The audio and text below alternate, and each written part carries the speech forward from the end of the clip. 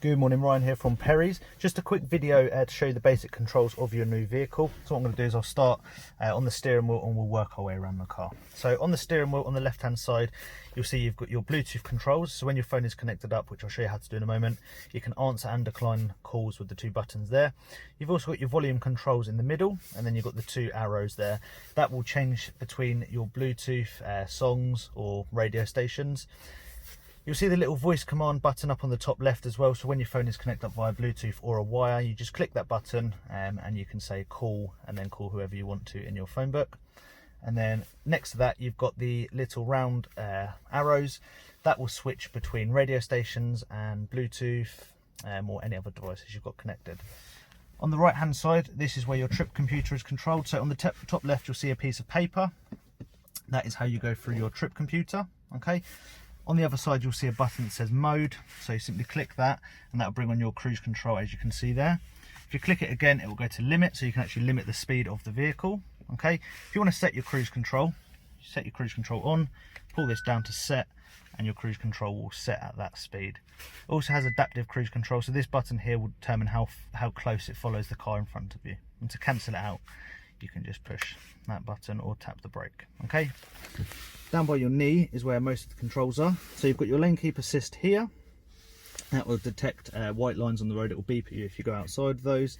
And then next to that, you've got your blind spot detection. So see in the mirror, you've got the two orange lights.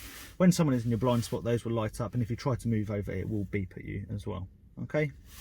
VESS is the sound. Because it's an electric vehicle, there is actually no sound coming from the engine. So when you're reversing, that will put out like a noise to let people know outside that you are reversing. And it also puts out a noise when you are driving forward as well. Okay. This one here is for your information huddle. So you'll see that the vehicle is fitted with a heads-up display there. You push that button, that will simply just fold that screen away. So you don't have to have it on if you don't want to. Okay. And then over here is all your window controls. So the vehicle is fitted with auto folding mirrors. So if you click like that, and then close up like that. Okay, if you leave it in the middle, when you lock the vehicle, the wing mirrors will fold in. And then you've got your left and right wing mirror adjustments, and then you can just use this control panel here. This is to lock the rear windows. So whoever's sitting in the back will not be able to control the windows if you've locked them. You will still be able to with these two buttons here, but whoever's in the back won't be able to. And then you've got your lock and unlock button, and then you've got your full window controls. Okay. Moving over to the centre here, this is where the heated seats and the ventilated seats are controlled for the passenger and for the driver. So the top one here is the heated seat, it's a 3-stage system. And then the ventilated seat is the bottom one, again a 3-stage system. Next to that, you'll see it's got a drive mode. So if you push that, it will change the driving mode of the vehicle. So you've got Eco, Comfort, Sport. If you press and hold it, you'll go into Eco Plus, just increases the range a little bit. Okay. Next to that one, you've got your heated steering wheel button. That's just a 1-stage, so you're on and off. And then you've got auto hold. So what auto hold is when you are in drive and you're stuck at some traffic lights or anything like that, you can just leave it in drive, push your foot down quite hard on the brake, let go of the brake completely, and it will hold you in that position. Also works on hills as well. Okay, so it's quite a handy feature. It's like a handbrake. And then you'll see this one is for your parking sensors. The vehicle has front and rear parking sensors.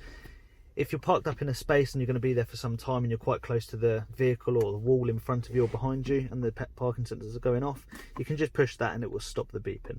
Okay. Then you've got your electronic handbrake. How to turn this on and take it off. Put your foot on the brake, and to take it off you just push it down and you'll hear it release, and to pull it on you pull it up and you'll hear it engage. Okay. And then you've got your gear selections down here. So it has got a shift by wire system. So you've got your park, drive, neutral and reverse.